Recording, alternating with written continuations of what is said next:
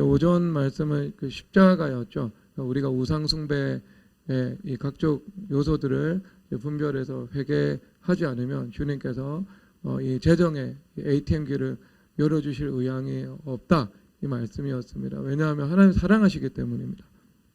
하나님 사랑밖에 있는 사람은 그 사람이 세상에서 명예를 얻고 망하고 인기를 얻고 망하고 물질을 얻고 망하는 거, 주님께서 그것을 뭐 허락하십니다.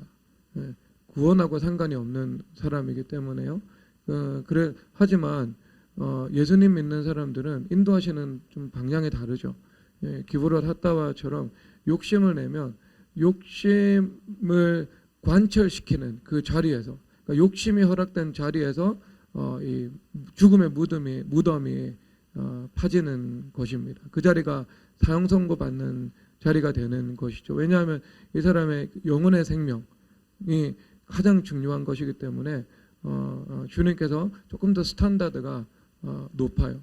그러니까 지금까지 하나님께서 이 세상 가운데 물질의 흐름을 하나님께서 다 주장하고 계시잖아요. 하나님의 말씀 안에 있는데 정말 기독교인들 중에서 그 물질의 흐름 가운데 이 메인스트림 가운데에서 그러니까 중추적으로 쓰임 받는 사람들은 많은데요.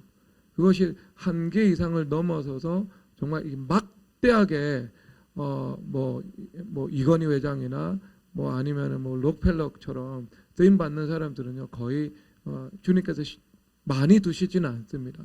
왜냐하면 그 수준이 되면은요 천하를 얻고 영혼을 잃어버릴 가능성, 그 위험성이 너무나도 높아지기 때문이죠. 그러니까 영적으로 백조를 담을 그릇이 안 되면은요 백조 허락하지 않습니다. 하지만 세상에서는 영적으로 백조를 담을 그릇이 안 돼도 물적으로 그 정도 감당할 수 있는 역량이 되면 주님 버는 것을 허락하십니다. 가이사르도 그랬고 수많은 기업가들도 그랬죠. 왜냐하면 그들이 영혼을 잃어버리는 것 자체는요 하나님 앞에서 주 관심 사항은 아닙니다. 그러니까 모든 것을 관심에 두고 있고 모든 것을 사랑하고 있지만 그들이 그 일들을 통해서 뭐 자녀들의 문제가 없고 가정에 파탄이 오고 당연히 찾아오는 일들인데 그 일들에 대해서 주님께서 성도들의 인생을 아끼면서 가장 복을 받는 길로 인도하시는 것처럼 그 인도하시지는 않죠. 그러니까 오히려 세상에 있는 사람들이 오히려 그것을 가지기를 주님께서 허락하시는 경우들이 더 많이 있습니다. 근데 만약에 예수님 믿는 사람들 중에 그만한 것을 가질 수 있을 만한 그릇이 된다면 주님께서는 당연히 기꺼이 예수님을 믿는 사람들에게 그 은혜를 허락하기를 원하시는 것은 또한 하나님의 뜻입니다. 그러니까 하나님께서 원하시는 것은요 여러분들의 아들의 형상을 입고 그 다음에 영혼의 생명을 얻고 그리고 천국에서 복된 상급을 누리는 것, 이것이 가장 우선 과제입니다. 그러니까 이것을 뒷전으로 제쳐놓고 육적인 복을 받는 일들에 주님께서 더 관심이 많으시다라고 하는 것은요 성경을 여러분 바꿔 써야 되는 겁니다. 하나님 나라 의를 구하라 모든 것을 더하시리라. 그것을 도취시켜야 되는 일이 되는 거예요. 그러니까 하나님께서 여러분들이 주님 앞에 먼저 바로 서기를 원하는 거죠. 여러분 안 그러겠어요? 서울대 나와서 교만한 사람보다 연세대 나와서 겸손한 사람이 훨씬 낫잖아요. 그러니까 뭐 하려고 교만할 거면 서울대를 안 가야죠. 근데 하나님께서 서울대를 가면서도 겸손할 수 있다면 또 이 사람만큼 또 주님 앞에 그 잘 쓰임 받을 수 있는 사람은 없겠죠. 또 존귀하게 만들어 주시고 또 그의 가지고 있는 그 지성적인 그릇만큼 또 주님께서 합당한 영역에서 주님께서 사용하시고 영광 받아 주실 거예요. 그러니까 여러분들은 하나님을 떠나서 잘 될 수가 없는 운명입니다. 주님 앞에 바로 서시기 바랍니다. 그래서 허락하시는 일들이 오늘 말씀의 구도에서 나오는데요. 물샘 12과 종려나무 79 이런 구루가 나오잖아요. 근데 이 전에 나타난 사건이 마라의 선물입니다. 그러니까 마라라는 십자가가 없었으면은요, 이 물샘 12이라는 일들은 찾아오지 않아요. 그러니까 십자가와 부활이거든요. 그래서 마라에서 이제 쓴물을 먹죠. 이스라엘 백성들의 깊은 태생적인 노류는요, 시각적으로는 왜곡된 것이고, 그리고 이것이 표현될 때는요, 불만을 토하는 것으로 나타납니다. 그래서 원망하고 그 권위에 대해서 불만을 터뜨리고 하나님께서 주신 많은 좋은 것이 있는데 그 좋은 것에 감사하기보다는 내가 없는 그 작은 것에 대해서 불만을 가지는 것. 그러니까 그것이 왜곡된 거잖아요. 가나안 땅에 대해서 하나님은 그 여호수아는 젖과 꿀이 흐르는 땅이라고 말씀을 하시는데 이스라엘 백성들의 그 10명의 정탐꾼은 우리는 악평을 하고 우리는 메뚜기와 같다라고 말을 하는 그런 상태인 것입니다. 이것이 이스라엘 백성들이 노예의 이 생활 400년을 통해서 굳어진 그 민족적인 집단 무의식이 된 거예요. DNA가 형성이 된 거죠. 하나님께서 지속적으로 반복적으로 역경 속에 몰아넣는 겁니다. 이게 한편으로는 하나님께서 그들 안에 있는 그 불만을 처리하기 위한 과정이죠. 이 불만이라는 것은요, 여러 갈래로 흘러갈 수 있습니다. 그래서 내가 감사하지 못하는 것, 하나님께서 주신 그 크고 작은 것에 감사하지 못하고 그 작은 것에 내가 원망하는 것들, 이런 것들이 불만이겠죠.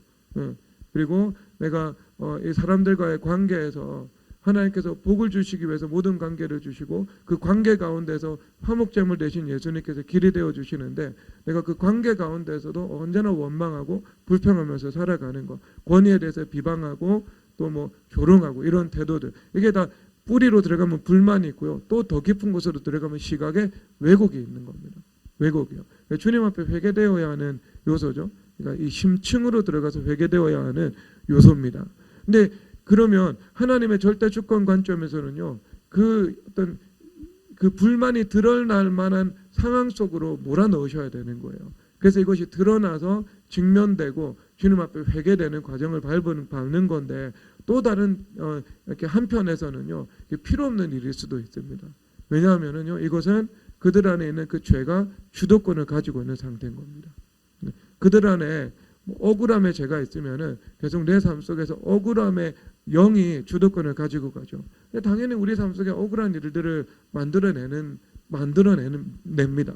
내가 도둑질을 하잖아요. 11조 도둑질. 그러면 도둑질을 하면은 도둑질이 내 삶 속에 주인이 되는 거잖아요. 내 삶이 노력당하고 약탈당하는 그 길로서 인도하는 것이지요. 하는 거. 그러니까 하나님께서 마라를 통해 가지고 그 치유하기를 원하시는 거죠. 그 쓴물을 통해서 내가 쓰리쓴 눈물을 흘리면서 내가 주님 앞에 회개하고 그리고 여기서 나무를 넣으니까 이제 깨끗이 그 쓴물이 단물이 되었다고 말씀을 하시거든요. 그 단물되는 역사를 허락해 주시는 것입니다. 그러니까 여기는 이제 일단 기본적으로 하나님의 자비를 볼 수가 있어요.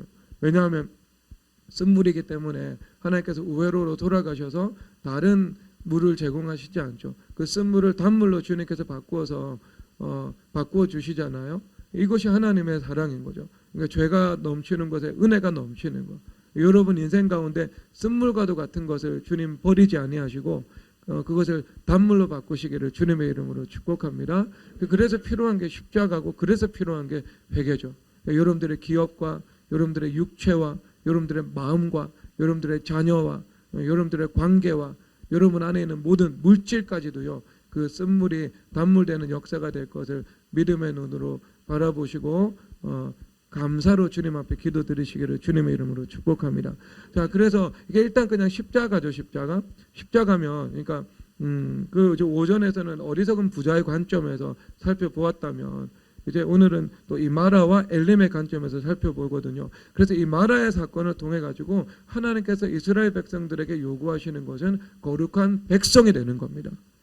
거룩한 백성이 될 때 그 다음에 주님께서 무엇으로 인도하시죠? 제사장, 나라로 인도하시는 겁니다.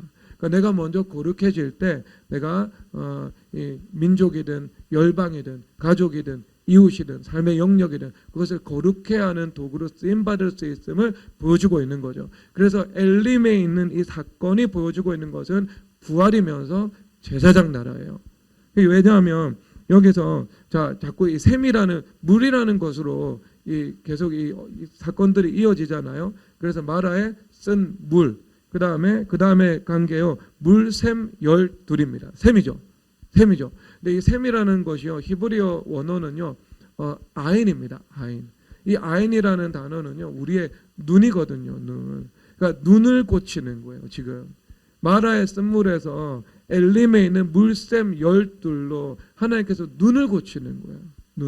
눈을 고친다는 것은 무엇이겠어요? 우리의 왜곡을 고치는 것이고 세계관을 고치는 것이고, 그리고 또 다른 한편으로 오늘 이번 계속 하고 있는 그 만문 우상 숭배 관점에서는 물질관을 주님께서 바꿔 나가신다, 이렇게 말할 수 있겠죠. 돈을 보는 그 시각을 주님께서 바꿔 나가시는 거예요. 그래서 마라의 쓴물과도 같은 시각에서 물샘 열둘과 같은 물샘 열둘과 같은 시각으로 주님께서 바꿔 나가시는 거예요. 그 시각이 혁신되는 거예요. 왜곡이 교정되는 거예요. 세계관이 혁명이 일어나는 거예요. 물질을 바라보는 관점이 전환되는 겁니다. 그것을 말씀해주고 있어요. 그래서 여기서 물샘 열둘이라고 말을 하죠. 물샘 열둘. 그리고 물샘 열둘 주변에 무엇이 있었냐면요, 종려나무 7그루가 있었어요. 근데 종려나무 7그루는요, 성경에서 70은 열방을 상징합니다. 열방을 상징해요. 그래서 그 모세가요, 나중에 살펴보면 민수기에 나오는데 70인의 장로들 가운데 하나님의 신이 임합니다. 그들이 예언을 해요. 그래서 이것을 통해서 보여주는 것, 나는 모든 사람들이 다 여호와의 신을 받아서 나와 같은 선지자 되기를 원하노라. 모세 선지자가 이렇게 말씀을 하고 계시거든요. 이것은 장차 오순절 성령 강림을 통해서 열방 가운데 하나님의 영이 부어질 것을 말씀합니다. 그래서 성경의 70은요 열방의 숫자예요. 그리고 성경의 12은요 이스라엘 12지파인데 특히 이것은 교회를 상징하는 숫자입니다. 교회를, 이스라엘의 12지파에 그게 더 이 그림자가 실체가 되어서 나타난 게 예수님의 12제자인 거죠. 그래서 이 물샘 12은요 생수의 강이 흘러가는 이 땅의 교회를 말씀하고 있는 거예요.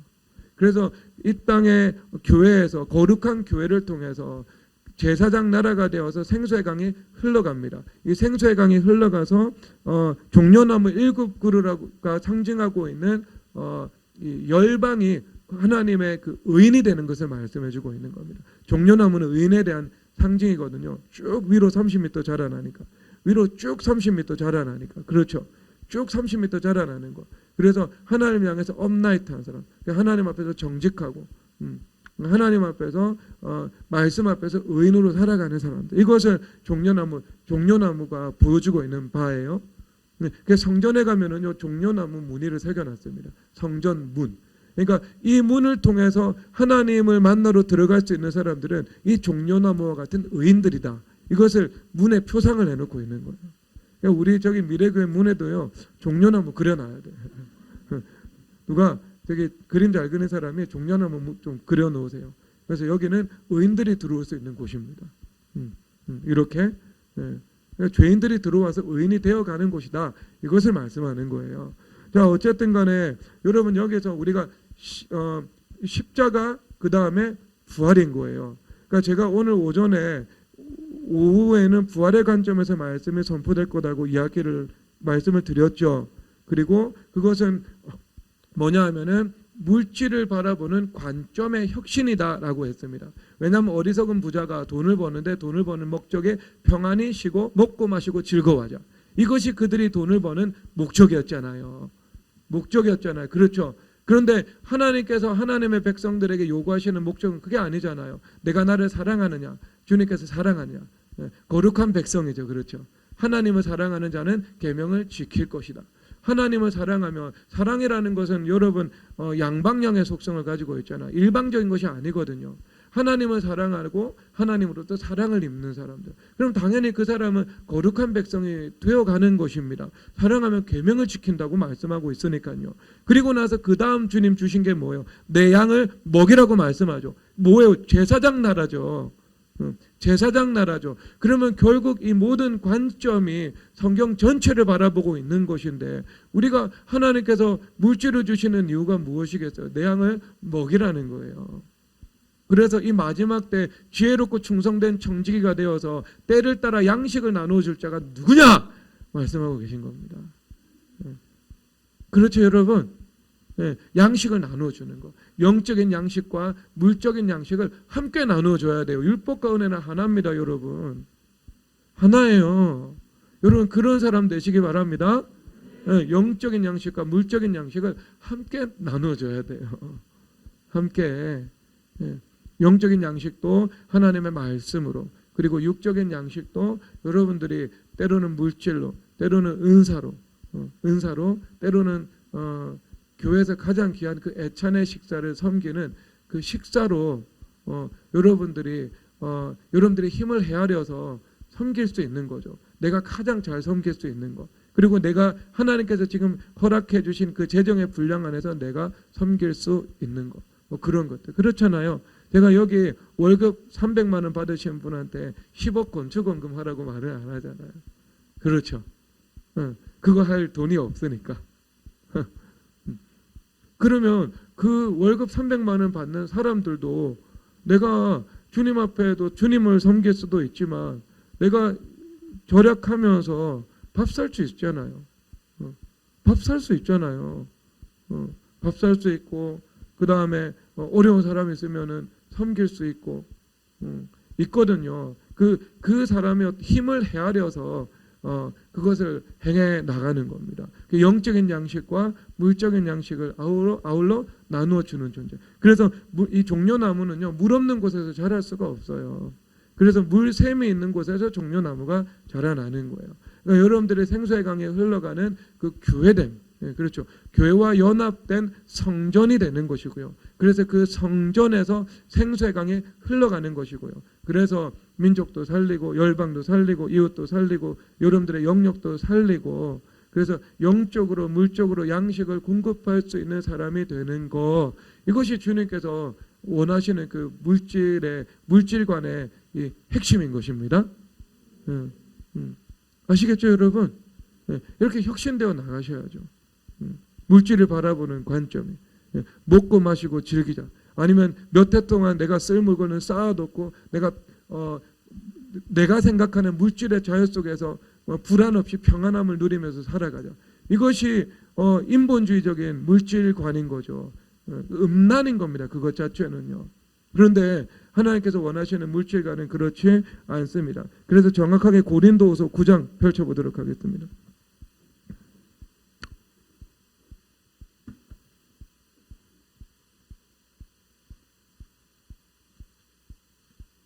자, 고린도후서 9장에서요. 주님께서 이렇게 말씀하시네요. 자, 10절 읽도록 하겠습니다. 시작. 심는 자에게 씨와 먹을 양식을 주시느니가 너희 심을 것을 주다 풍성하게 하시고 너희 의의 열매를 더하게 하시리니. 아멘. 너희 심을 것을 주사, 이렇게 말씀하죠. 그러니까 사도 바울 이 심을 것을 주사. 그러니까 심는 것을 하나님께서 주신다는 거죠. 이 심는다는 거. 그러니까 사도 바울 선생님께서 물질을 바라보는 관점은요, 심는 거죠. 심는 거, 심을 수 있는 거. 내 양을 먹이라고 말씀하신 것처럼 영적으로 육적으로 누군가를 섬길 수 있는 것, 그것이 하나님께서 바울을 통해서 가르쳐 주시는 물질론의 핵심인 것입니다. 여러분은 돈을 무엇으로 봅니까? 돈을 심는 것으로 보십니까? 아니면은 돈을 내가 몇 해 동안 쌓아두고 평안히 쉬고 먹고 마시고 즐거워하는 것으로 여러분 바라보십니까? 이것도 주님 허락하시죠. 전도서에서 수고하고 내가 먹고 마실 수 있는 것, 하나님께서 주시는 행복이라고. 그것을 거부하는 것이 아닙니다. 하지만 지금은 방향과 관역과 목적에 대해서 말씀을 하고 있잖아요. 하나님의 영광으로 포장되어 있어도 우리 안에 있는 그 변질된 동기가 온전히 회개해서 성결해지지 않으면 누구나 가질 수밖에 없는 그 욕심과 탐심의 마음인 거잖아요. 지금 만몬 우상숭배인 거잖아요.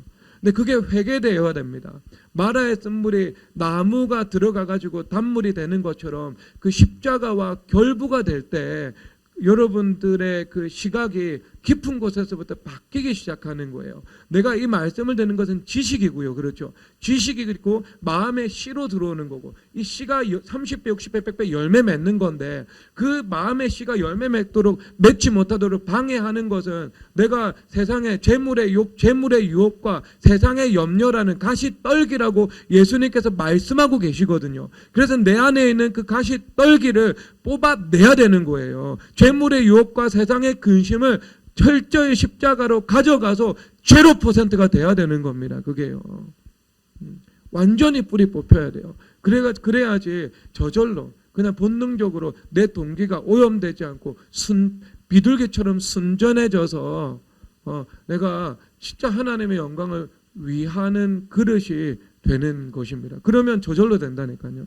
회개하면 저절로 되는 거예요. 의식적이고 의지적인 그 노력은 해야 되지만 종국에는 회개로 없어지는 겁니다. 이것은요. 내가 어떻게 여러분 뽑아내겠어요? 내가 한번 뒤돌아서는 결단은 해야죠. 결단을 하고 내가 이렇게 살아갈 것이다 선포해야 되죠. 하지만 그것을 방해하는 그 잔재들은요. 내가 철저히 소거해 나가야 됩니다. 그리스도 보혈의 능력으로 성령 하나님의 불렀어요. 말씀으로 거룩해져야 되는 것입니다. 심는 것으로 바라봐야 돼요. 심는 거. 아시겠죠? 물질을 바라보는 관점. 그러면 여러분 이 심는 것으로 바라봐야 되는데요. 여러분 이게 6절 한번 읽어보세요. 이것이 곧 적게 심는 자는 적게 거두고 많이 심는 자는 많이 거둔다 하는 말이로다. 7절 읽겠습니다. 각각 그 마음에 정한 대로 할 것이요 인색함으로는 억지로 하지 말지니 하나님은 즐겨내는 자를 사랑하시니라. 아멘. 그 인색하면 억지로 하지 말라고요. 왜냐하면 하나님은 가난하신 분이 아니거든요. 가난하신 분이 아니거든요. 제가 담임 목사로서 교회 외부의 성도가 물질을 헌금했다. 그러면 교회 대표자로서 감사를 적절히 표현할 수도 있고 하나님께 영광 올려야 되지만 성도들이 헌금했을 때 저 한 번도 감사하다고 말한 적이 없습니다. 왜냐하면 저 하나님의 종이거든요. 하나님께서 감사하다고 표현하지 않습니다. 그 일에 대해서요. 하나님은 그것이 너희들에게 은혜다라고 말씀하십니다. 왜? 적게 심으면 적게 거두고 많이 심으면 많이 거두니까요. 이게 성경의 관점이에요. 그래서 인색이나 억지로 하지 말고 여러분들이 즐거운 마음으로 하라. 그럴 때 하나님의 사랑이 임한다. 하나님의 사랑이 임한다. 여러분 그것은 역대상 마지막 장 가보면요. 여실히 그것이 드러납니다. 역대상 마지막 장 한번 가보시기 바랍니다.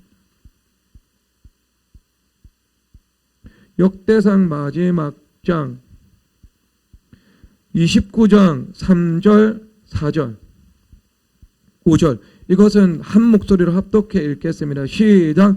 성전을 위하여 준비한 이 모든 것 외에도 내 마음이 내 하나님의 성전을 사모함으로 내가 사유한 근음으로 내 하나님의 성전을 위하여 들어노니 곧 오빌의 금 3,000달란트와 수는 7,000달란트와 모든 성전벽에 입히며 금은 그릇을 만들며 장인의 손으로 하는 모든 일에 쓰게 하였나니 오늘 누가 즐거이 손에 채워 여호와께 드리겠느냐 하는지라. 아멘. 여러분 여기 제가 진짜 이렇게 웃음이 나오더라고요. 제가 이것을 연구하면서 다윗이 자기가 사유한 금, 은을 하나님 앞에 드렸어요. 그런데 그 내용을 기록을 하고 있습니다. 여러분 성전에서 모두가 모였다. 이렇게 표현할 때는요. 과장법입니다.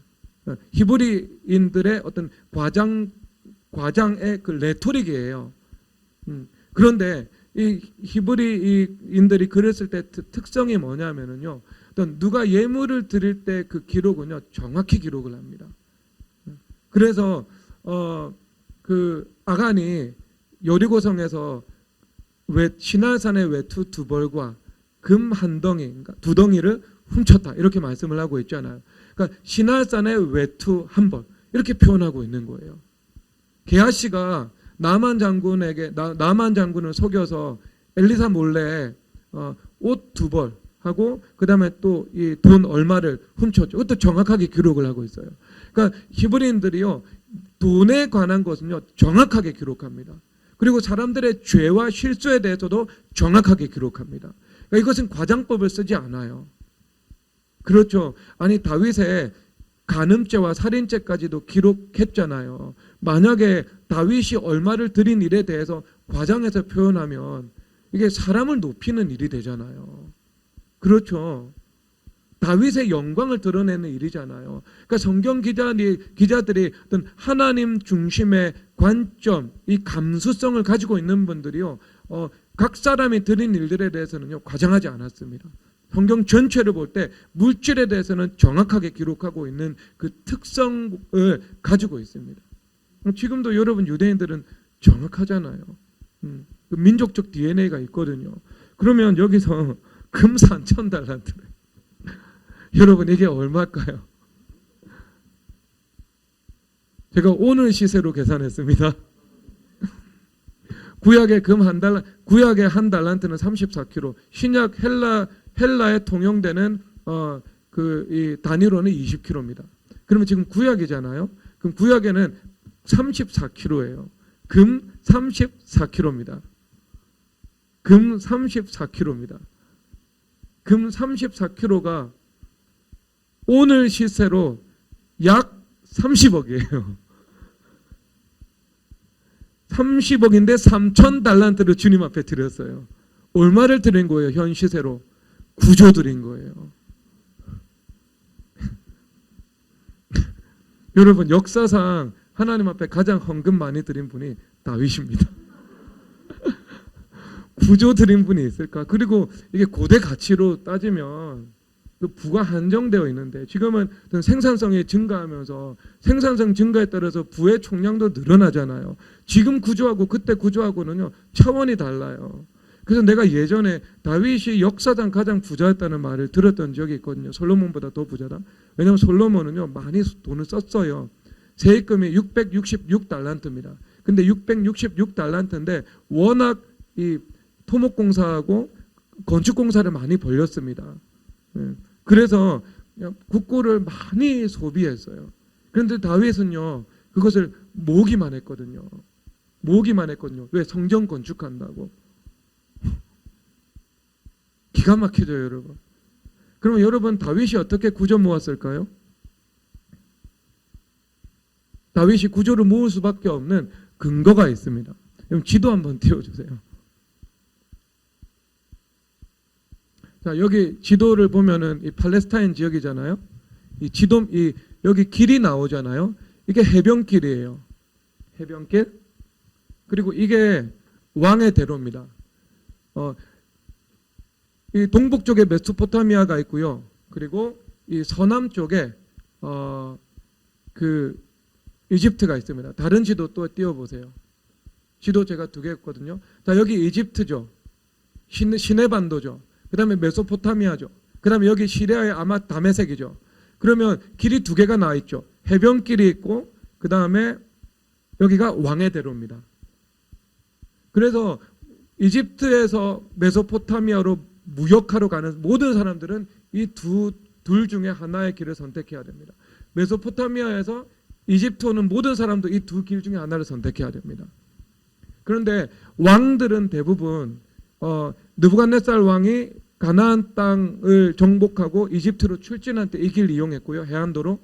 왜냐하면 이 해안도로가 여러 가지 이점이 많죠. 광경도 아름답고 그리고 광야도 아니고 그리고 이 세련된 도시들도 많습니다. 왜냐하면 해양 국가들이 여기 있었거든요. 그래서 지중해 세계로 가서 이 지중해 세계로 가서 여기 있는 이 여기는 이 두로 있는 나라들은 가가지고 그 북아프리카 지역에서 그 카르타고라는 식민지 그리고 스페인까지 진출해서 식민지를 건설했거든요. 그러니까 해양 도시 국가들이 있었습니다. 여참에 약탈해가지고요. 거기서 전리품 아니면 군수물자 다 조달할 수 있는 기반이 있었던 겁니다. 그러니까 강한 사람만이 이 해변 지역을 점령을 했습니다. 그러니까 이 해변길 그리고 이 왕의 대로. 그런데 성경에서 볼 때요, 다윗이 블레셋 먼저 정복합니다. 블레셋 정복한 다음에 모압 정복하고요, 그다음 암몬 정복하고요, 에돔 정복합니다. 그래서 에돔에 수비대 두고요, 그 다음에 공물 받고, 그 다음에 블레셋 정복하고 수비대 둡니다. 그리고 북쪽으로는요 다메섹까지 정복해 버려요. 그리고 다메섹에 수비대를 둡니다. 아람 땅까지요. 그러면 이 다메섹이 핵심 지역이에요. 이 북쪽에서 가나안 땅과 이집트 오려면 무조건 다메섹 거쳐가야 됩니다. 그래서 다메섹을 통해서 길이 2가지로 나눠지는 거죠. 왕의 대로와 그 다음에 해변길로 나눠지게 되는 겁니다. 그러면 여러분 이 무역로 장악한 거예요. 관세, 통행세 독점했습니다. 다윗의 치세 그리고 솔로몬의 치세까지요. 그리고 거기서 끝나지 않았고요. 에돔을 정복하면 어디가 열리냐면 아카반으로 나아가는 항구가 열립니다. 그래서 에시온 게베레라는 항구가 여기 있어요. 요사밧 왕이 그 하나님께서 미워하시는 그 북이스라엘의 아람 왕하고 동업해가지고요. 여기서 이 오빌로 가는 상선대를 만들잖아요. 그런데 파손시켜버리거든요. 예수님께서. 왜? 하나님으로부터 나온 게 아니니까요. 그러면데 여기 에시온 게벨이 항구가 있거든요. 여기서 배를 띄워가지고 여기 예멘으로 갑니다. 지금 이 예멘 땅이 오빌이거든요. 이 오빌이 이 금이 나오는 이 산지입니다. 그래서 이 여기서 금을 가지고 오는 거죠. 그러니까 여기서 금을 가지고 오려면은 에돔 땅을 장악하지 않으면은 불가능한 일입니다. 그래서 에돔 땅을 장악해서 홍해까지 진출할 수 있었고요. 그리고 에돔에서 이집트로 이르는 이 무역로를 장악했죠. 이 무역로를 장악했죠. 그러면 아라비아에서도 상인들이 많이 있었잖아요. 이스마엘 상인들이 그 요셉 할 때 미디안 상인들이 이 아라비아에서 이집트로 건너가잖아요. 그리고 이 상인들에게 이 요셉을 팔아넘기거든요. 그러면 이 아라비아 쪽에 있는 상인은 반드시 이길 가야 됩니다. 그러면 여러분 여기서 구조 본 거예요. 고대 근동의 무역을 독점한 겁니다. 그러니까 무역의 어떤 통로를 독점한 거예요. 그러니까 지금으로 따지면은 그 싱가포르의 말라카 해협하고요. 그리고 그 저기 중남미에 있는 파나마 운하고요. 그리고 이집트에 있는 수에즈 운하 그거를 통제하고 있었던 겁니다. 제해권 가지고 있었던 거예요. 사실상 보면 거기서 여러분 거기다가 이 모든 나라를 당대에 다 정복했잖아요. 정복하면서 전리품 다 획득했죠. 근데 이것을 다 하나님 앞에 드린 거예요. 구조를 다 하나님 앞에 드린 거예요. 여러분 이 정도 믿음의 사람이 지금 다윗 이후에 얼마나 볼 수 있을까? 쉽지는 않겠죠, 여러분. 구조를 가지고 있는 부자가 구조 전체를 주님 앞에 드리고 천국 가는 경우들 제가 거의 본 적이 없는 것 같은데 쉬운 일은 아닌 것 같습니다. 그런데 여러분 이게 어디서 가능했냐면요, 처음부터 가능한 게 아니었습니다. 다윗이 약간 초현실적인 액수라서 마음이 잘 안 와닿으시죠, 여러분? 나하고 좀 관련이 없는 것 같다. 내가 구조 생기면 타락할 가능성이 더 제가 저 말고요. 여러분들이 구조 생기면 타락할 가능성이 더 높겠죠. 아니면 정부와 사회의 관역과 표적이 되어가지고요. 행동의 자유가 없어질 가능성도 많아요. 9천억 부자는 사회에서 신경 안 쓰는데 구조 부자는요. 온 사회가 집중적으로 감시하거든요. 대가를 치르는 거죠. 그거는요. 근데 여러분 여기 이게 근거가 어디에서 나왔냐면요. 저는 골리앗의 칼에서 나왔다고 생각합니다. 당대 이 전쟁에서 다윗과 골리앗이 한판 전투를 벌였죠. 그러면 당연히 그 1대1 접전에서 승리했으면 다윗의 전리품은 모두 누구 것입니까? 그 골리앗의 전리품은요. 모두 다윗의 것이죠. 그러면 골리앗이 투구도 있었고 방패도 있었고 그리고 칼도 있었고 뭐 각반도 있었고 많은 무기들이 있었습니다. 그러면 거기서 일단 기본적으로 10분의 1은 양심상 드려야 되잖아요. 그렇죠. 하나님께서 복 주셔서 나에게 형성되었다고 생각하는 모든 소득은 11조를 드리거나 11조 이상의 감사헌금을 주님 앞에 드려야 되는 겁니다. 주식 투자한 거 당연한 거죠, 여러분. 주식 투자해서 돈을 번 게 하나님께서 주신 거라고 생각하면 11조를 드리는 거고요. 이 주식은 하나님하고는 아무 상관없다. 이것은 내 힘으로, 내 똑똑함으로 돈을 벌었다 생각하면 안 드려도 됩니다. 그러면 그 주님 그 믿음대로 하실 거예요. 그래 네가 알아서 하라고. 영역과 보호가 없겠죠. 근데 그러면 골리앗의 전리품 10분의 1 주님 앞에 드려야 되는데 여러분 같으면 어디 드릴까요? 두고 드리지 않겠어요? 아니면 좀 여기서 믿음 좋다 싶으면 방패, 검을 드렸어요. 검이 다윗의 장막에 있지 않았고요. 여호와의 장막에 검이 있었습니다. 그게요. 검을 주님 앞에 드린 거예요.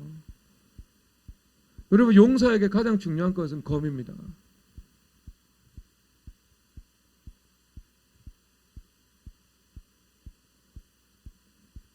그 시바 료타료 상이 료마가 간다라는 책 10권짜리를 썼거든요. 메이지 유신 그 소설화한 책입니다. 사카본토 료마가 도사본 출신인데요. 하급 무사입니다. 그 번은 워낙 보수적이어서 그 하급 무사에게 기회를 주지 않았습니다. 하지만 사스마 번이나 조슈 번은요. 하급 무사들에게 기회를 줬습니다. 다이묘들과 그 핵심 그 인물들이요. 그래서 그 하급 무사들이 성장해가지고요. 메이지 유신을 일으켰어요. 그러니까 상급 무사들이나 다이묘가 일으킨 것이 아니고요. 하급 무사들이 일본 전체를 뒤집었습니다. 기회를 준 거죠. 그들에게. 근데 자기 번에서 기회가 없으니까요. 탈번해요. 그래서 에도로 가서 사초 동맹을 결성시키거든요. 그러니까 일본 역사에서 가장 중요한 사건입니다. 조선 시대로 따지면 위화도 회군과 이 건국 이 정도 일들의 이 정도 이 역사적인 이 일들인 거죠. 근데 그때 다카모토 료마가 자기가 탈번을 하면서 자기가 이 상용하는 검을 가지고 갈 수 없다라고 해가지고요. 집안 대대로 물려 내려오는 갑오, 보검을 가지고 탈번을 해버립니다.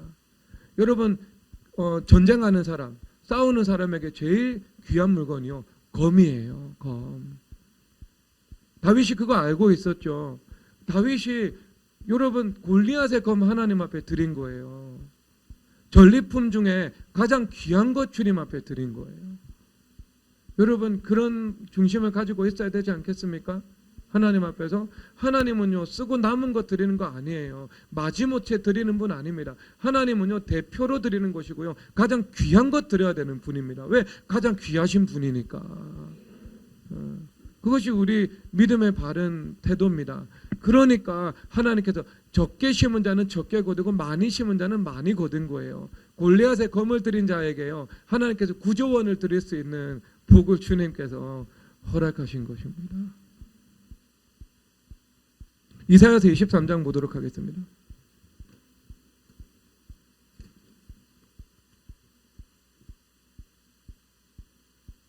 이사야서 23장 17절 18절 읽겠습니다. 23장 17절 18절 읽겠습니다. 시작. 70년이 찬 후에 여호와께서 두로를 돌보시리니 그가 다시 값을 받고 지면에는 열방과 음란을 행할 것이며 그 무욕함과 이익을 거룩히 여호와께 돌리고 간직하거나 쌓아두지 아니하리니 그 무욕한 것이 여호와 앞에 사는 자가 배불리 먹을 양식 잘 입을 옷감이 되리라. 아멘.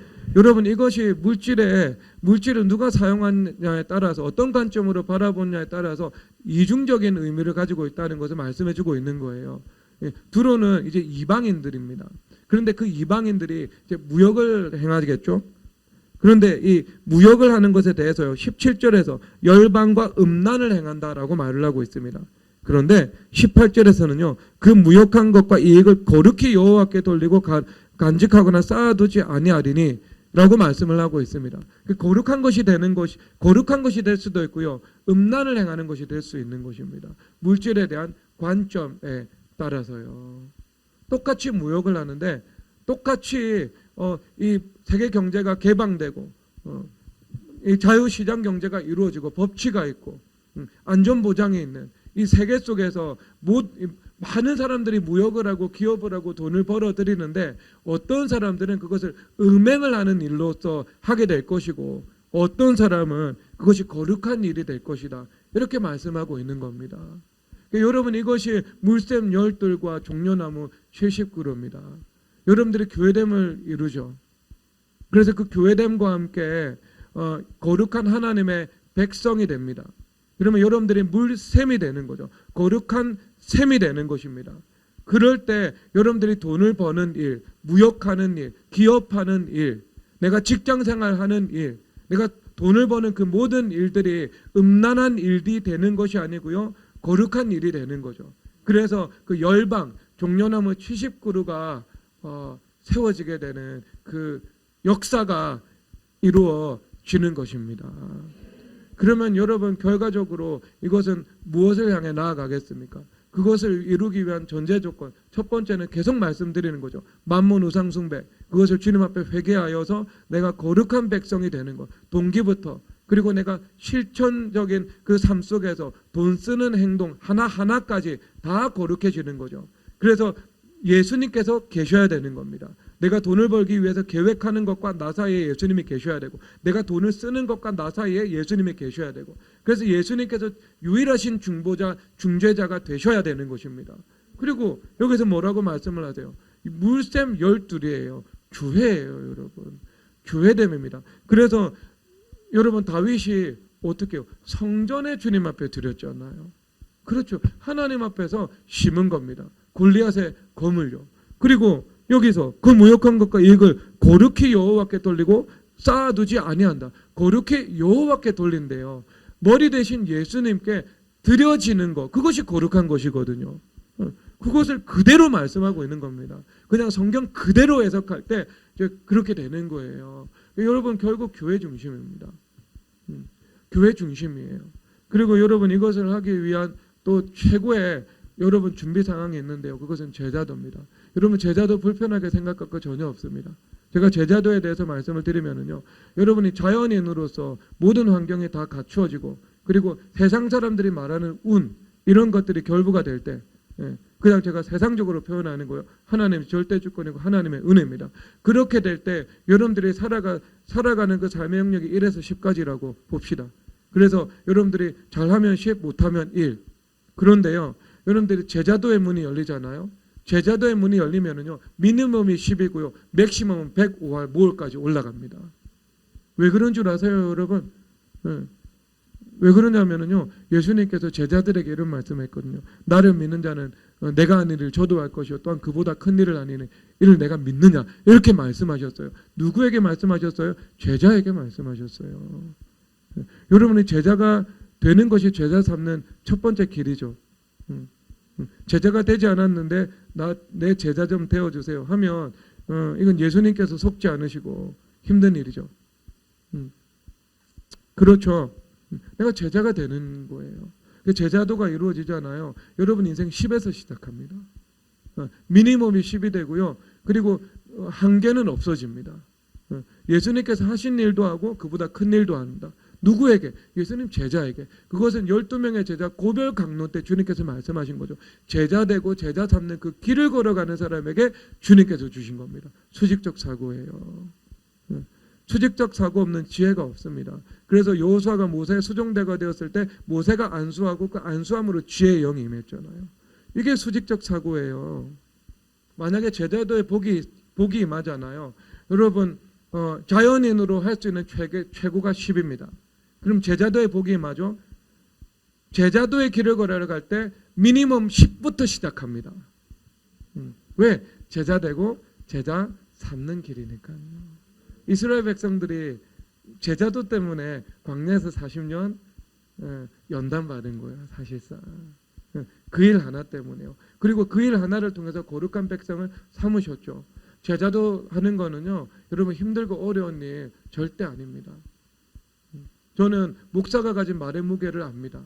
그래서요, 제가 설교를 할 때는 설교를 길게 하지만 제가 누군가 어떤 사안에 대해서 분명하게 질문을 해서 올 때는요, 저는 성령 하나님께 여쭙지 않고 답하지는 않습니다. 중요하면 기도하고 답합니다. 그러니까 그 걱정을 하시잖아요. 사람들이 예수님과 그리고 스승, 예수님과 목사님. 그래서 내가 예수님의 말씀은 듣겠는데 목사님 말씀은 못 듣겠다. 뭐 이것이 사람들이 가지고 있는 이 그릇된 입장이잖아요. 그게 거기서 이격이 발생을 하는 거예요. 내 마음 가운데. 그게 뭐예요? 불신인 거죠. 불신. 예수님께서 목사나 합당한 권위를 세우시고 그를 통해서 일하신다는 믿음이 없는 거예요. 주님께서 나를 바로잡아 나가신다는 그 믿음이 없는 거예요. 그러니까 제자도의 길을 걸어가는 것이 불편한 거죠. 근데 만약에 예수님의 뜻이 나에게 온다는 그 믿음이 있다면 여러분 이것이 어려운 일이 무엇이 되겠습니까? 근데 사실상 여러분 제자도의 길을 걸어가는 것은요, 하나님께서 그 권위의 지혜로 인해서 복을 주시는 것 같은데요. 권위의 지혜를 통해서 복을 주시는 건 맞는데요. 그것보다 더 먼저 그것보다 더 선제적인 것이고 그리고 최종적인 것은요, 따라가는 사람들의 겸손 때문에 복을 주십니다. 이게 훨씬 더 정확한 말입니다. 정말이에요, 여러분. 이끄는 사람의 지혜 때문에 복을 주시는 것도 있겠지만 따라가는 사람들의 겸손 때문에 최종적으로는 하나님께서 복을 주시는 거예요. 그 겸손을 보시고 그 겸손에 안전이 있고 그 겸손에 지혜가 있고요. 그 겸손에 권세가 있는 거예요. 권세. 하나님께서 그것을 요구하십니다. 그래서 이끄는 입장에서는요, 내 뜻을 전달하지 않고 정말 성령 하나님께 기도하며 성령 하나님을 따라 하나님의 뜻을 전달을 해야 율법주의자가 되지 않습니다. 율법주의자가 되지 않습니다. 예수님의 영을 따라가야 돼요. 그리고 따르는 사람들은요, 내가 저분을 통해서 하나님의 말씀을 분명히 듣는다라는 그 믿음, 그리고 그 겸손의 태도를 가지고 가는 거죠. 그러면은요, 여러분들에게 하나님께서 그 일들로 인한 화를 허락하시지 않습니다. 왜냐? 엘리의 지혜를 통해서 사무엘이 복을 받았습니까? 사무엘의 겸손을 통해서 사무엘이 복을 받았습니까? 엘리는 지혜롭지 못했어요. 엘리는 하나님과 어긋난 부분이 많이 있었습니다. 그런데 사무엘은 엘리와의 관계에서 받을 수 있는 모든 복을 다 받았습니다. 최고의 복을 받았죠. 왜? 사무엘의 겸손 때문인 거죠. 근데 한편으로 이것이 여러분들이 왜곡된 방향으로 극단적으로 가버려 가지고요, 또 이상한 말 하면 안 되겠죠. 그렇죠. 목사님 때문에 내가 복 받는 거 아니야. 내가 겸손해서 복 받는 거야. 그게 왜곡입니다. 그거는 이제 여러분 편에서는 그렇게 생각하면 안 돼요. 여러분 편에서는요, 그렇게 생각하면 안 되죠. 내가 하나님께서 세우신 하나님의 종을 만나서 복을 받았다고 생각하고, 하지만 하나님 앞에 영광을 드려야 되는 것이고요. 그런데 또 다른 한편으로 볼 때는요, 이끄는 사람이 좀 부족해도 온전함으로 온전하지는 못해도요, 그 따르는 사람들이 겸손하다면 그 겸손하다는 그 충분함 때문에요, 하나님께서 충분한 은혜를 허락해 주시는 거예요. 그게 제자도입니다. 그게 제가 배운 제자도예요. 그래서 우리 미래교회 성도님들 인생을요 10에서 마치지 말고요 10에서 시작하시기 바랍니다. 여러분 무한대의 세계가 열립니다. 그리고 그 세계는 천대 은혜로 여러분 자녀들에게까지 그대로 흘러갈 수 있게 됩니다. 늦지 않았습니다. 지금부터 시작하시고 온전하게 시작하신 것이 온전하게 되기를 주 예수 그리스도 이름으로 축복합니다. 여러분 이 시간 우리 찬송하겠는데요, 마음에 가득한 우상을 깨치고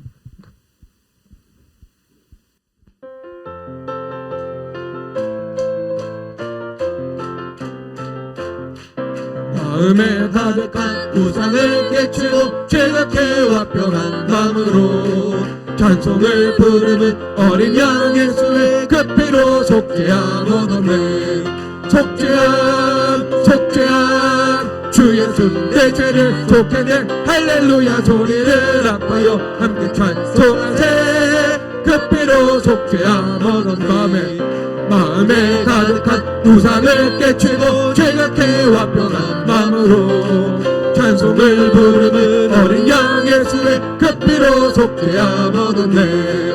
속죄함 주 예수 내 죄를 속했네 할렐루야 소리를 아파요 함께 찬송하세. 그 피로 속죄함 얻었네. 마음에 가득한 우상을 깨치고 죄악해와 평안 마음으로 찬송을 부르는 어린 양 예수의 그 피로 속죄함 얻었네. 속죄함 주 예수 내 죄를 속했네 할렐루야 소리를 아파요 함께 찬송하세. 그 피로 속죄함 얻었네. 마음에 가득한 우상을 깨치고 죄악해와 평안 마음으로 찬송을 부르는 어린 양 예수의 그 피로 속죄함 얻었네. 속죄함 주 예수 내 죄를 속했네 할렐루야 소리를 아파요 함께 찬송하세.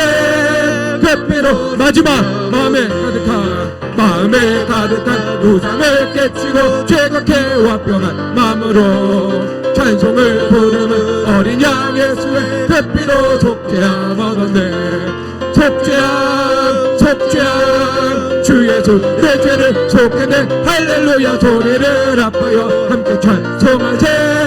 그 피로 속죄함 얻었네. 이 시간 우리 주여 삼창하면서 우리 주님 앞에 마음의 그 만몬 우상 숭배가 성령 하나님의 불로 불태워지게 하여 주시옵소서. 이 시간 죄정간의 혁신을 허락하여 주시옵소서. 이 시간 주여 삼창하고 기도드리겠습니다. 주여